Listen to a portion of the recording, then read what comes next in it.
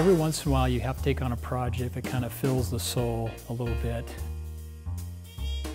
This was one of those projects.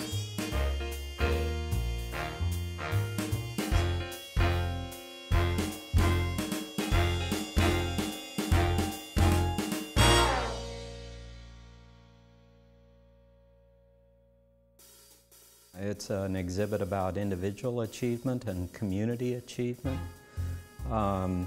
It's a story about how Spokane can be the site of something that's very remarkable and very cutting edge. And I think the exhibit shows that in spades. To research an immense subject and try to boil it down into a way that we're thinking about the visitor and what they read, not so much about a book or an aficionado coming in that already has a solid background in a subject. And it's really challenging.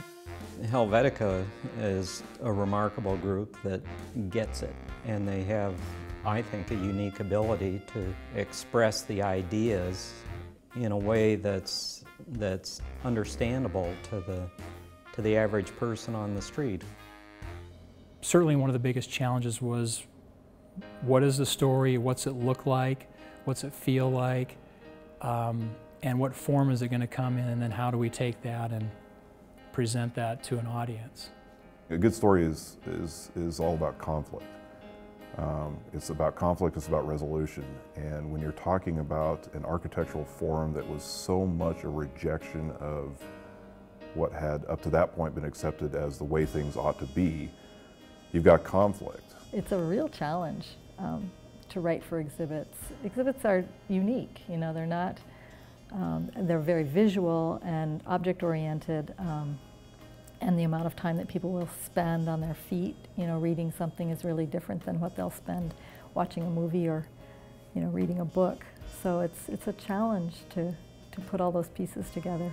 From the standpoint of telling the story, it's helpful also to put it in a context that people understand. So in other words, we have design reflected in album covers at the time. We have design reflected in magazines, in book jacket design. And I think when people see the images, they see the photographs, they see these buildings, and then they read about it, then the story comes together.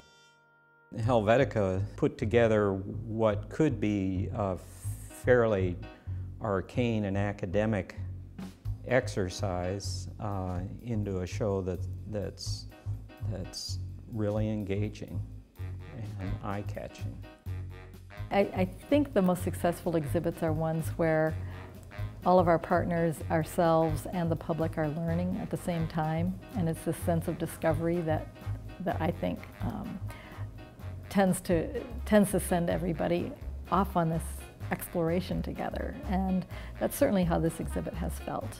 To have a family member from someone who's represented in this exhibit come up to you and really, with tears in their eyes, tell you thank you for telling the story about my father. You know, those are kind of paybacks that you don't get, that we don't get every day. A project like this is really a labor of love.